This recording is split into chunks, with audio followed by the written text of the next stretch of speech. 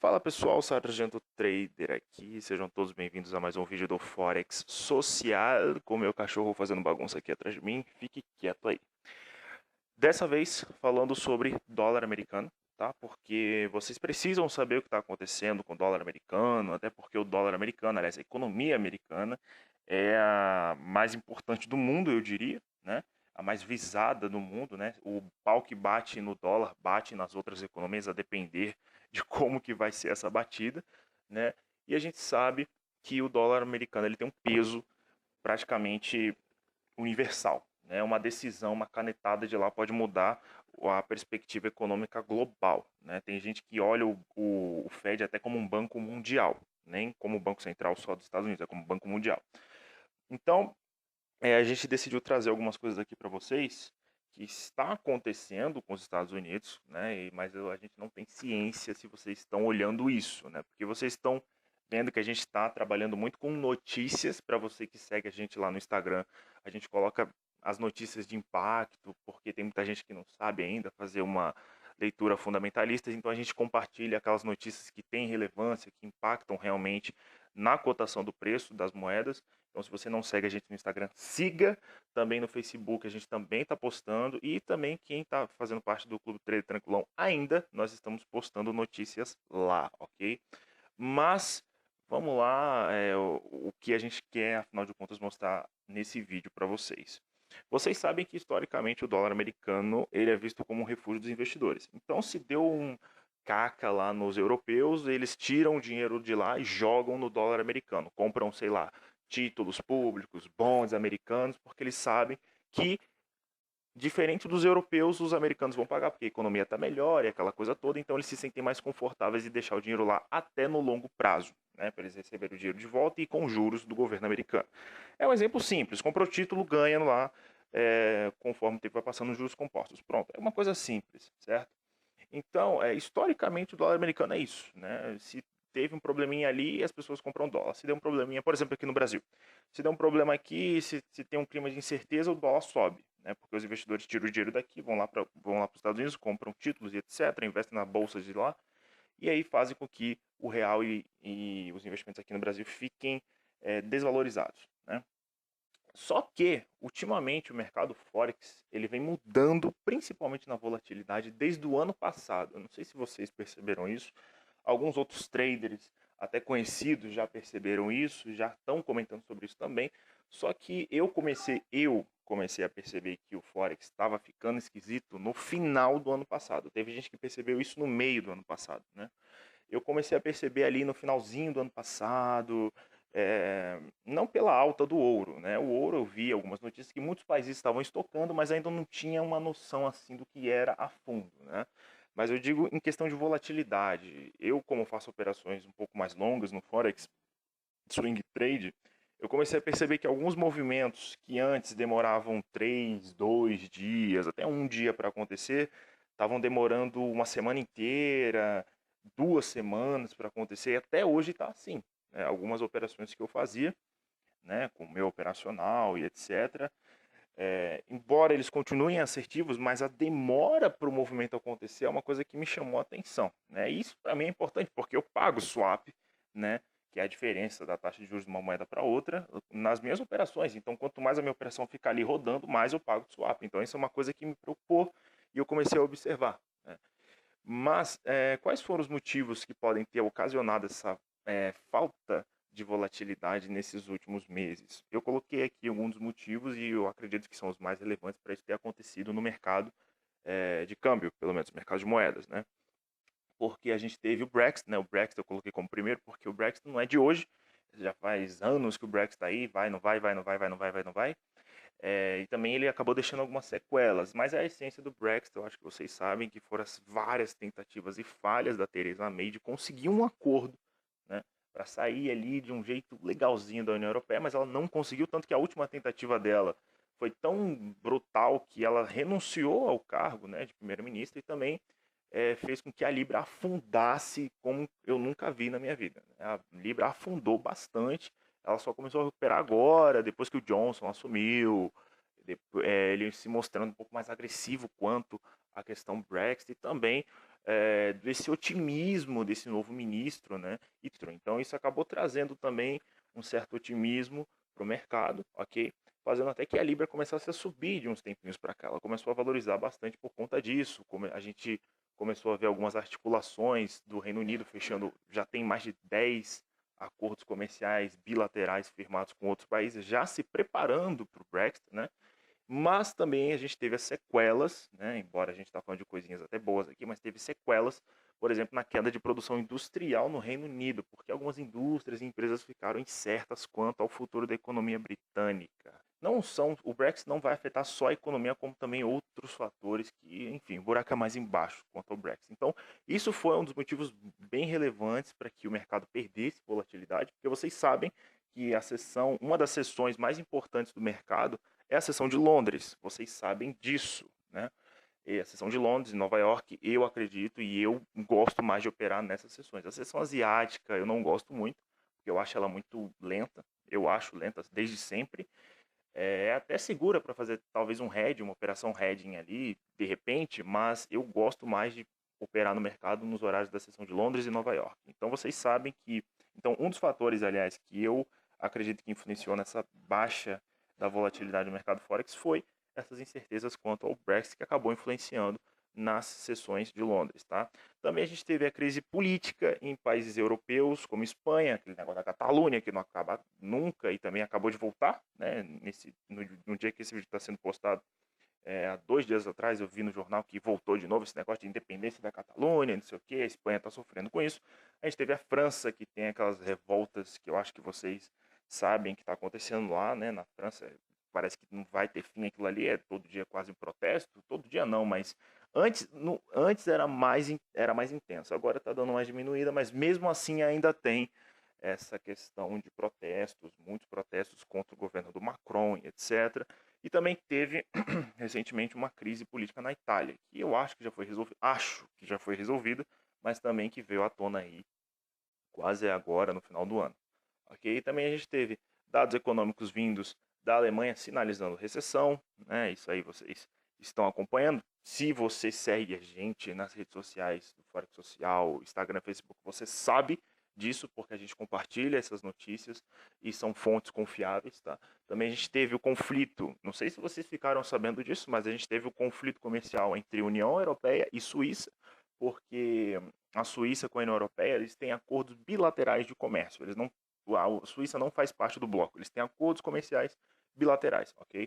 Só que o que acontece? A União Europeia queria umas informações da Suíça, a Suíça não queria dar, e aí a União Europeia decretou um bloqueio financeiro de compra de ações suíças em solo europeu, ou seja, nenhum europeu poderia comprar ou negociar ações da Suíça, então isso aí acabou sendo um conflito comercial entre a União Europeia e a Suíça, tá? Também teve incerteza por parte dos investidores e empresários pelas tarifas comerciais impostas pelo presidente americano Donald Trump. O Trump é assim, né? O acordo justo para ele se não vier tarifa. Pronto, não tem conversa, né? Teve uma tarifa que ele impôs, inclusive, alguns meses atrás contra o México, que foi de 5%, né? Pressionando o México aí com a questão do muro e etc. Mas esse 5% não animou o setor automobilístico, por exemplo. Várias empresas como General Motors e etc., que trabalham nesse setor de automobilístico não gostaram porque ia afetar justamente o setor deles, ia afetar mais de 10 milhões de empregos, segundo essas empresas aí, fazendo com que até as ações dessas empresas despencassem quando ele aplicou essa tarifa de 5% contra o México. Não sei se vocês lembram desse episódio, mas que fez um barulho aí na mídia internacional toda por conta disso daí, pela pressão que ele queria fazer nos mexicanos por conta do muro, ok? Trade War, eu acho que eu nem preciso falar muito, que é Estados Unidos e China, né? Que agora parece que eles estão, né, ali tentando. Eu acho que eles estão apertando a mão, mas virando o rosto, sabe? Aquele aperto de mão que você dá assim, mas olha pro outro lado. Então, acho que é um aperto de mão assim. Não é assim Pelo discurso do Trump na ONU, eu não vejo como um fim da guerra comercial. Eu ainda não vejo, porque no discurso dele, se você não viu, assista o último discurso do Donald Trump na ONU. Essa guerra comercial é muito mais do que a política dura do Trump de tarifas. É uma coisa que ele tem pessoal contra a China. Pessoal, eu digo no sentido patriótico, como ele carrega, né? porque ele deu vários exemplos lá de que a China no passado pegou um projeto de tecnologia de uma empresa americana, levou para lá e depois copiou a ideia e depois vendeu mais barato, coisa que muita gente fala que a China faz, mas o Trump não gostou disso. Ele levou isso para a ONU, ficou um clima meio azedo lá, mas eu vejo que não é uma coisa que vai acabar tão cedo assim, essa guerra comercial, ok? Porque hora ou outra eles estão trocando farpas e de repente o Trump aparece com uma tarifa nova. Então eu não sei se isso daí vai acabar tão cedo. Mas, enfim, isso acabou influenciando muito no câmbio, muito, muito, muito no câmbio. Tanto que foi uma das coisas conversadas entre eles nessas recentes conversas, a influência dessa guerra no câmbio, né? Empresas até como a Apple sofreram bastante com as vendas. E a Apple, ela é importantíssima, porque eu acho que hoje é a empresa mais cara negociada na bolsa ela tem um valor de mercado de 1 trilhão. Então a Apple também, se a Apple cai, a bolsa cai, né? As bolsas na qual ela está inserida. Então assim, várias empresas acabaram sofrendo com isso, várias indústrias também acabaram sofrendo com isso, mas e é por isso que eu destaquei aqui como motivo relevante pela, por essa perda de volatilidade no mercado Forex. Tá? Também teve a redução da taxa de juros global, que ainda está acontecendo, muitos países ainda estão reduzindo a taxa de juros, o Brasil, por exemplo, é um deles. Também a gente viu o incentivo fiscal do BCE como uma atitude refletida pelos dados fracos divulgados pela Alemanha, também em outros países da Europa. Né? E por fim, a gente teve, aliás, estamos tendo a injeção de liquidez emergencial do Fed até 2020, até metade de 2020, tá? Sinalizando um estresse bancário, ou seja, decisões que o Fed tomou no passado, compra de ativos meio que não muito interessantes para eles e acabou que trazendo um estresse bancário no setor financeiro. E aí o Fed acabou tomando essas decisões de injeção de liquidez emergencial, tá? Que é uma coisa que eu vou comentar um pouquinho mais para frente. Então a gente tem uma lista aqui de vários motivos irrelevantes que fizeram com que o Forex perdesse volatilidade. Por que eu destaquei? Claro que tem outros vários motivos, mas eu destaquei esses daqui porque eles afetam diretamente as principais sessões de negociações do mercado, que são a sessão de Nova York e a sessão de Londres. Na minha opinião, são as duas sessões mais importantes, né? Não é só a minha opinião, não. Então, todos esses motivos foram os mais fortes para que isso influenciasse na perca de volatilidade no mercado, né? Porque quando a gente fala de Forex, a gente está falando de mercado interbancário, mas também a gente está falando de comércio. Porque se você fala de comércio, mesmo que você não seja trader, você já negociou Forex alguma vez. Porque se você comprou alguma coisa de fora, por exemplo, você comprou um Samsung, você está negociando Forex porque você está lidando ali com câmbio, certo? Aquele celular, antes de chegar em solo brasileiro, houve ali uma troca de câmbio. Então, Forex está em tudo. Por isso que ele movimenta tantos trilhões por dia. Né? Então, mas conforme a gente foi vendo ao longo desse ano, a gente viu que o câmbio foi afetado também, não só por conta desses fatos, mas também porque isso acabou impactando no comércio mundial. E aí, de repente, a gente vê a mídia falando de desaceleração econômica, isso e aquilo. Balanço comercial, mais importações do que, aliás, uma redução na balança comercial de alguns países, redução do PIB, isso e aquilo. Por quê? Porque Forex também a gente não está falando só de os grandes bancos, a gente também está falando de comércio. Então, esses foram os motivos pelos quais eu acredito que o mercado perdeu volatilidade do ano passado para cá e ainda está com, na minha opinião, uma volatilidade meio chata de ficar olhando, tá? E aí, no tocante aos Estados Unidos, até porque o tema desse vídeo são os Estados Unidos, embora ele tenha divulgado bons dados, o mercado ele observa três coisas, né? Vocês estão vendo aí, pô, os Estados Unidos só cresce, só cresce, só cresce, só cresce, só cresce, todo mundo fala isso. Lê jornal, todo mundo sabe, como diz aí um gestor de fundo aqui do Brasil. Lê jornal, todo mundo sabe. Mas o que o mercado está olhando de fato é o quê? A trade war, né? China e Estados Unidos, e as sequelas que isso traz para a economia, porque essa trade war trouxe sim sequelas para a economia, principalmente americana, né? E não só americana, mas também da China. Tanto que vocês estão vendo aqueles protestos de Hong Kong, né? Porque essa guerra entre Estados Unidos e China está afetando a economia de Hong Kong, tanto que eles querem uma independência, né? Eles não querem que Pequim fique influenciando tanto em Hong Kong, né? Mas nos Estados Unidos também a gente teve uma crescente, porém leve, porém crescente, aumento de pedidos de auxílio de seguro-desemprego nos Estados Unidos. Eu não sei se vocês olharam isso, mas tivemos sim uma alta.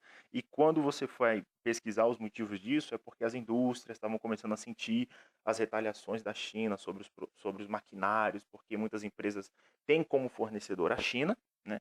E eles começaram a sentir isso na economia, certo? Então, é uma coisa que a trade war acabou sendo um dos motivos, um dos fatores para que essas indústrias até tivessem que demitir alguns funcionários para quê? Para conseguir equilibrar as contas. Eles precisam de maquinário ou de matérias-primas para as indústrias para continuar produzindo, mas ao mesmo tempo eles precisavam diminuir, por exemplo, despesas operacionais, onde estão os funcionários, por exemplo, para que eles pudessem continuar produzindo de uma forma coerente aos padrões da empresa, mas também de forma que não, mas também prejudicando uma parte que seriam, no caso, os funcionários, né? Então, eles tiveram que equilibrar despesas operacionais, quanto também despesas administrativas, ok?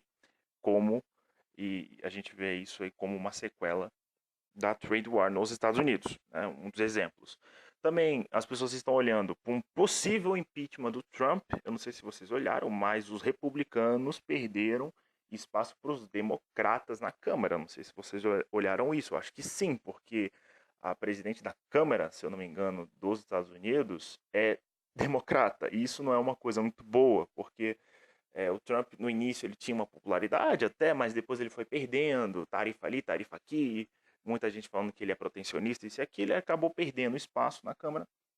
Aliás, os republicanos acabaram perdendo espaço na Câmara, porque até os próprios republicanos, em alguns momentos, até hoje, são contra o Donald Trump, né? As coisas que ele fala. Então, assim, isso aí trouxe um negócio meio esquisito, uma visão meio estranha por parte das pessoas. Então, os democratas se aproveitaram disso e tá lá. O presidente é republicano, mas a Câmara lá é democrata. Então, a presidente, né, é democrata. Então, isso daí também é um risco a mais por esse impeachment que está rodando aí contra o Donald Trump. Não foi ainda protocolado, eu acho, efetivado, mas está acontecendo e está começando a fazer barulho na mídia.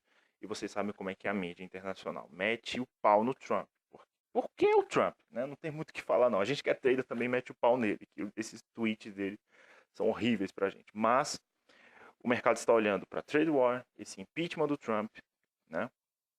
E também pela essa estranha injeção de liquidez do Fed, tá?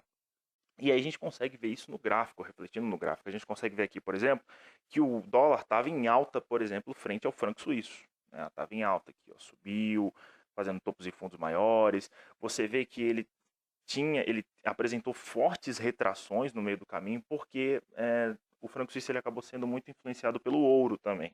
Nessa alta do ouro, o franco suíço ele acabou ganhando uma valorização também, porque a reserva monetária deles é praticamente ouro. Então, vamos supor que aconteça alguma coisa lá no franco suíço. O franco suíço em si ele já é uma moeda de refúgio, mas vamos supor que aconteça alguma coisa ruim bastante para desvalorizar o franco suíço, né? Para que eles tenham uma demanda menor pela moeda. Eles vão estar super protegidos no ouro, porque o ouro em momentos de estresse comercial ou até esses momentos difíceis que as economias passam, os investidores acabam deixando o dinheiro deles justamente no ouro, né? Como vocês estão vendo ultimamente, o ouro do início do ano para cá, se eu não me engano, segundo o que eu estou lendo, já subiu 20%. Né?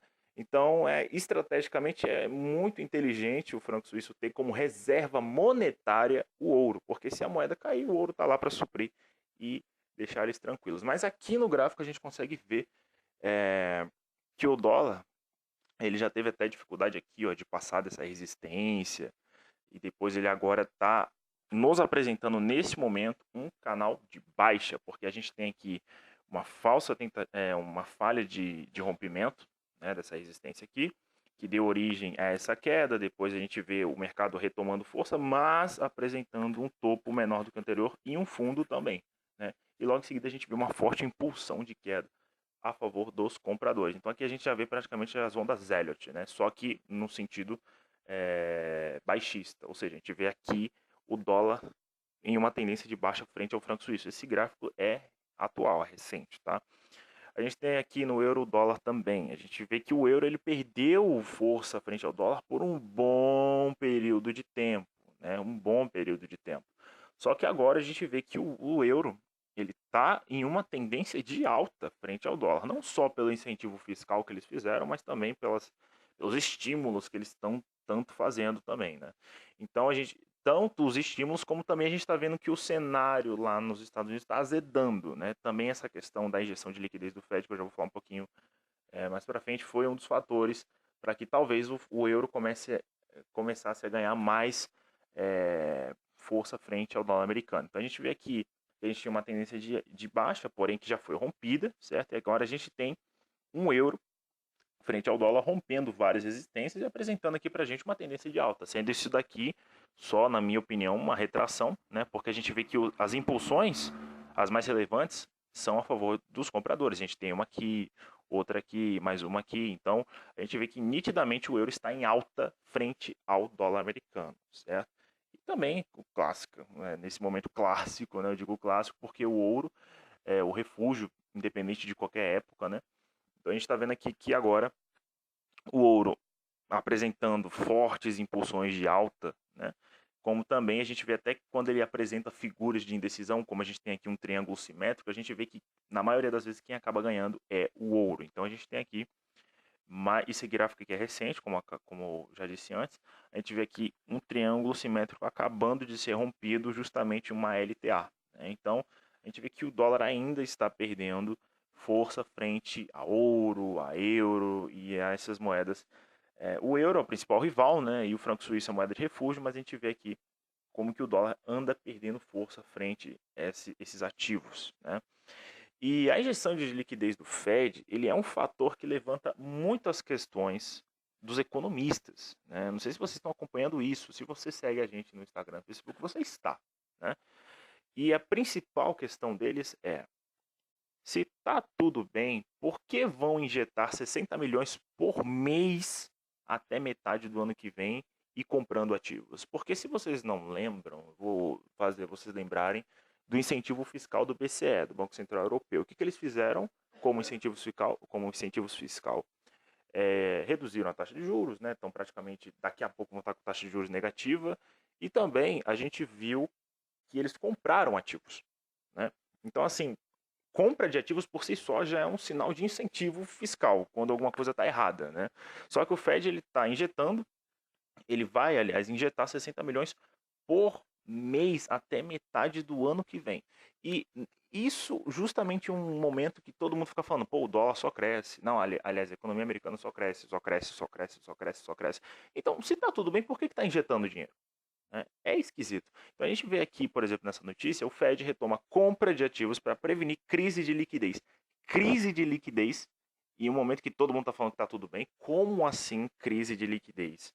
A gente vê até uma notícia aqui do lado, ó, Fed inicia a compra de ativos com 60 milhões de dólares por mês, né? E é que ó, o Federal Reserve, né, o presidente, o Powell, declarou nessa terça-feira que o Banco Central vai retomar a compra de ativos do Tesouro.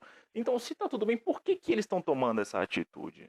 Né? Isso tem chamado bastante atenção do mercado e muita gente, muitos economistas acabaram concluindo que o Fed, é, os dados acabam sendo uma cortina de fumaça para o real problema que o Fed está enfrentando, que é essa crise de liquidez no setor bancário. Então, muitos economistas estão falando que estão querendo maquiar a economia americana com esses dados aí, que são dados reais, mas eles estão focando, né?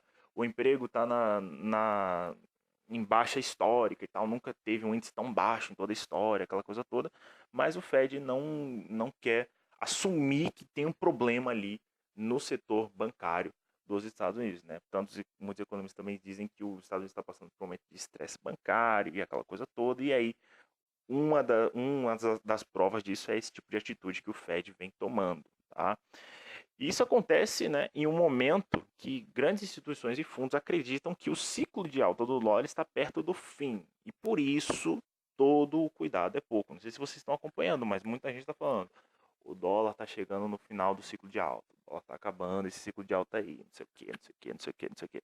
Então, isso daqui acontecer justamente nesse motivo pode ser já um dos sinais de que realmente o ciclo de alta que a gente viu dos Estados Unidos até agora está realmente chegando ao fim, ok? Então, nesse momento, se você está pensando em fazer uma operação longa, swing trade no Forex, justamente comprando dólar, eu quero dizer para você o seguinte: todo cuidado nesse momento é pouco. Eu tenho posições abertas nesse momento no Forex, mas a maioria delas eu estou vendido no dólar.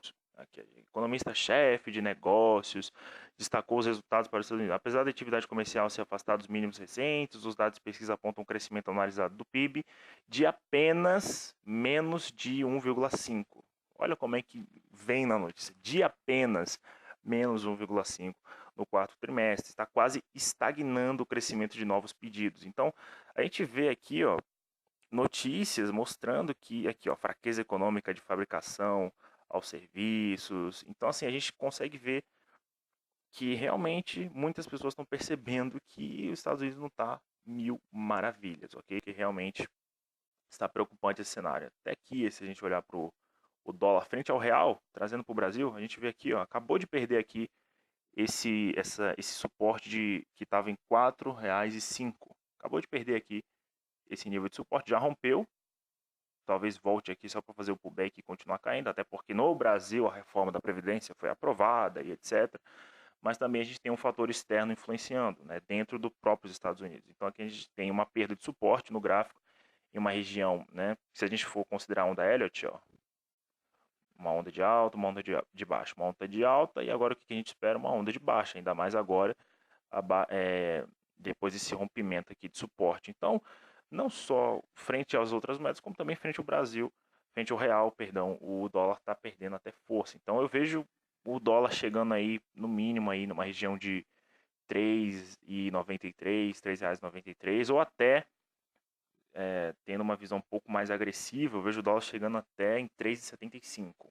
Tá? Então, meu primeiro alvo seria 3,90, né? E por fim aí, o segundo alvo seria 3,75. Essas são as minhas perspectivas para o dólar americano.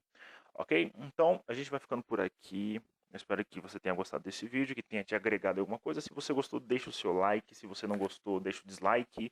Esse canal é muito democrático. E compartilhe com quem você acha que vai ficar interessado ou interessada nesse tipo de conteúdo, ok? Então, forte abraço. Lembrando, nossas redes sociais estão aqui embaixo, no site aqui do Forex Social também. Se você quiser mais informações sobre o Forex Social, se você está com dificuldade de encontrar alguma corretora de Forex, a gente tem aqui as melhores corretoras na nossa opinião. Então, a gente vai ficando por aqui e até o próximo vídeo.